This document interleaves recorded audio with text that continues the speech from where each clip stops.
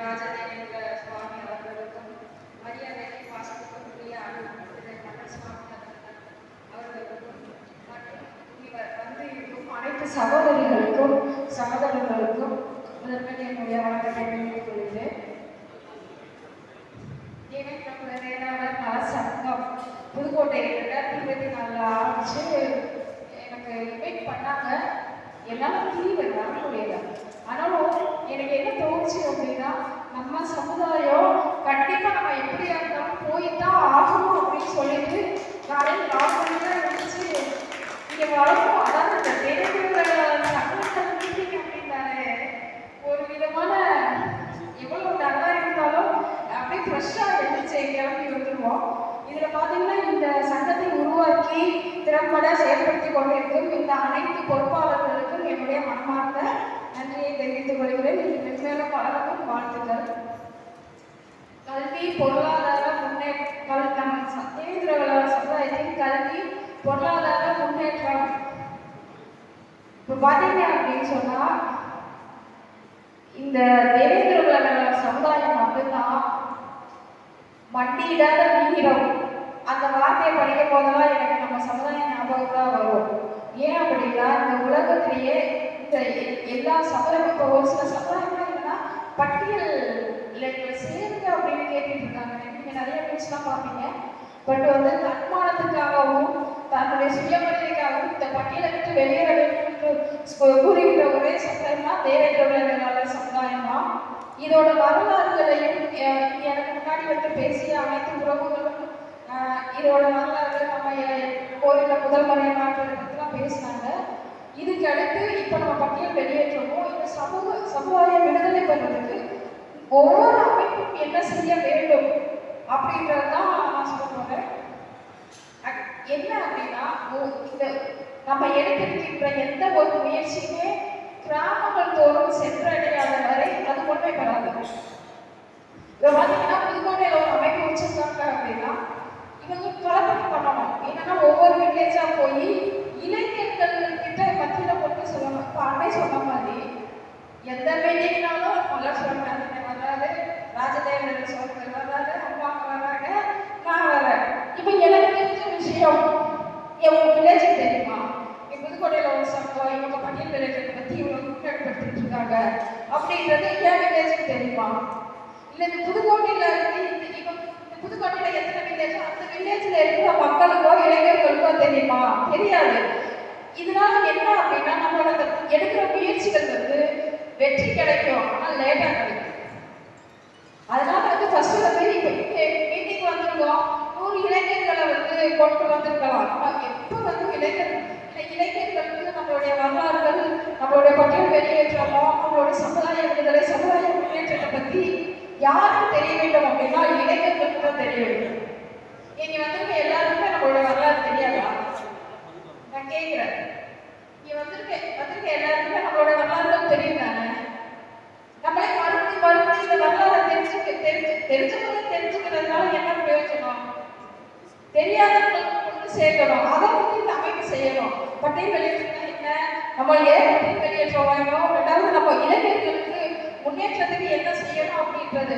So இது அதுக்காக சொல்லிக்கிறோம் வந்து இதோட இந்த சட்டத்தோட மோட்டோவோ இதோட நோக்கத்தை எடுத்துக்கொண்டு சொல்லணும். இரண்டாவது பெண்கள் இந்த சாமியார்களெல்லாம் வந்து எந்த ஒரு மதம் அப்படின்னா நம்ம மதத்தை பற்றி பேசல, பெண்களை தான் வந்து ரொம்ப டார்கெட் பண்ணுவாங்க. நீங்கள் பார்த்தீங்க அப்படின்னா இந்த மேல்மருவத்தூர் அப்படின்ற இது பார்த்தீங்க அப்படின்னா பெண்களை மட்டும்தான் ஆர்கனைஸ் பண்ணிடுவாங்க.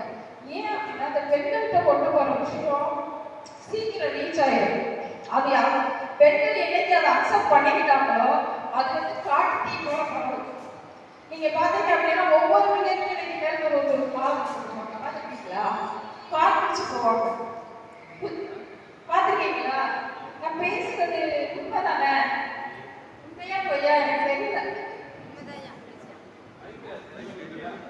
உண்மைதானே? அதனால பெண்கள் எவ்வளவு பெரிய மிகப்பெரிய சக்தி. ரெண்டே 2 இளைஞர்கள்கிட்ட இந்த விஷயத்தை கொண்டு போங்க, ரெண்டாவது பெண்களிடம் இந்த விஷயத்தை கொண்டு போங்க அப்படின்றதான் சொல்ல வரேன். இதுல என்ன இந்த சங்கம் இதை வந்து செயல்படுத்தணும். நம்ம சும்மா வந்து ஒரு பந்தம் ஒரு மீட்டிங் போட்டோம், 4 விஷயங்களை பேசணும், இங்கே ஒரு பணியில் விளையாடுறதுக்கு வந்து ஒரு தீர்மானத்தை போட்டோம், இல்லை ஏதோ ஒரு சமுதாயத்துக்கு வந்து ஒரு சமுதாய வளர்ச்சிக்கு தீர்மானத்தை போடுறதெல்லாம் போயிடக்கூடாது. அதை செயல்படுத்துறதுக்கு என்ன செய்ய வேணும், அதை செயல்படுத்த என்ன செய்யணும் அப்படின்றத வந்து இந்த சங்கம் பண்ணணும். இதுக்கு வந்து என்ன அப்படின்னா, எப்பயுமே வந்து ஒரு சமுதாயமோ ஏதோ ஒரு வளர்ச்சி அடையணும் அப்படின்னா அதோட வரலாற்றை உருவாக்கணும். வரலாறு தெரியாம வரலாற்றை உருவாக்க முடியாது. அது இப்போ பார்த்தீங்க அப்படின்னா இஸ்ரேல் பாலஸ்தீன இஷ்யூ பற்றி நீங்கள் கேள்விப்பட்டிருப்பீங்க. அந்த இஸ்ரேல் நாடு எப்படி உருவாச்சு அப்படின்றது, இஸ்ரேல் அப்படின்ற கண்ட்ரி இந்த நாடு எப்படி உருவாச்சு அப்படின்றத நான் இங்கே சொல்கிறேன். யூதர்களுக்கும் பாலஸ்தீனியருக்கும் வந்து பிரச்சனை வந்துச்சு. அந்த பிரச்சனை வரும்போது என்ன அப்படின்னா, யூதர்கள் வந்து படைபலத்திலையும் பணபலத்திலையும் அதிகம். நீங்கள் பார்த்தீங்கன்னா நான் மதத்தை பற்றி பேசுறதுல தப்பாக இருக்காதுங்க. கிறிஸ்டியானிட்டியில் பார்த்தீங்க அப்படின்னா பணமும் பலமும் அதிகமாக இருக்கும். ஆனால் பாலஸ்தீனியர்கள் மைனாரிட்டி பீப்புள்ஸ்.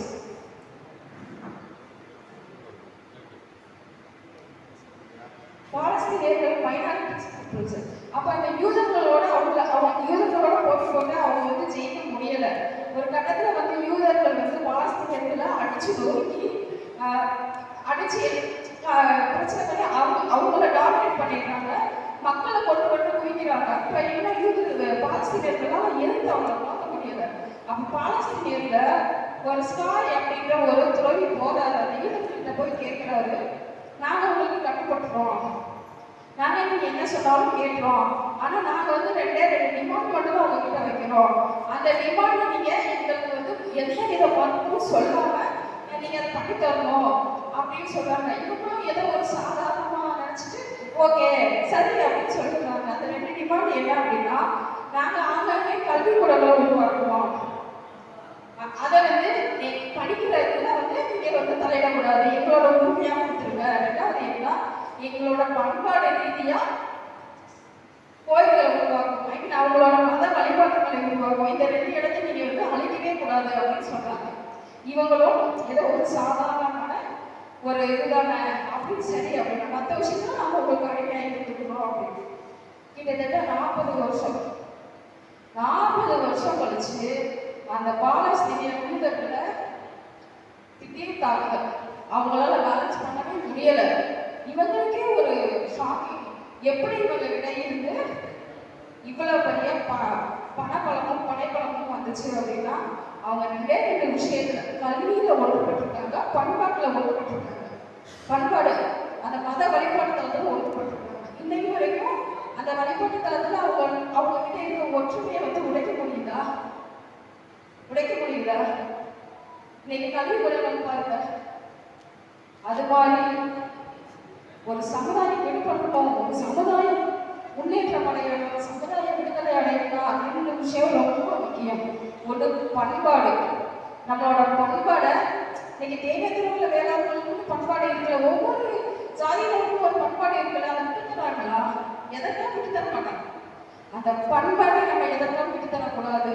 2வது நம்மளோட கல்வி ரீதியான முன்னேற்றத்தை நீங்க ஆகாமே வந்து கல்விகளுக்கு என்னென்ன உதவி செய்ய முடியுமோ செய்யுங்க. முடிஞ்ச அளவுக்கு அங்கங்க ஒரு கோச்சிங் கிளாஸோ ஒரு கவுன்சிலிங் மாதிரி கொடுக்குற மாதிரி கூட பண்ணி கல்வியிலையும் பண்பாட்டு ரீதியாகவும் முன்னேற்றுவதற்கு இந்த தேவேந்திரகுல வேளாளர் ஆட்சியகம் மட்டுமல்ல, ஒவ்வொரு டிஸ்ட்ரிக்ட்ல இருக்கிற சங்கங்கள் அதை எல்லாரும் கூப்பிட்டு ஒன்று சேர்க்கிறதுன்றது சாதாரண விஷயமே அல்ல. ஆனால் சமுதாய நலனுக்காக வந்தா ஒன்று சேர்ந்தாலும் ஆகணும். நான் தெரியாம தான் கேட்கிறேன், நீ ஒரு சங்கம் சேர்ந்தா எதுக்கு வச்சிருக்க? உன் வீடு முன்னேறப்பட்டாங்க இல்லை, அந்த சமுதாயம் முன்னேறாங்க. அப்ப அந்த சமுதாயம் அனைத்து சங்கங்களும் சேர்ந்து எடுக்கிற ஒரு முடிவு நீ கட்டுப்படுத்தானே ஆகணும். உண்மைதானே சார்? அது மாதிரி உருவாக்கி ஒவ்வொரு மாவட்டத்திலையும் இந்த 2 விஷயங்களையும் தொடர்ந்து பண்ணிக்கொண்டே இருங்கள். கண்டிப்பா ஒற்றுமை வளரும்.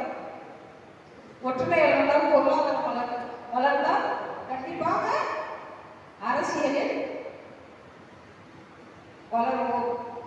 அப்படி இது என்று என்னுடைய கருத்தை கூறிக்கொண்டு என்னுடைய உரையை இருக்கிறேன். நன்றி.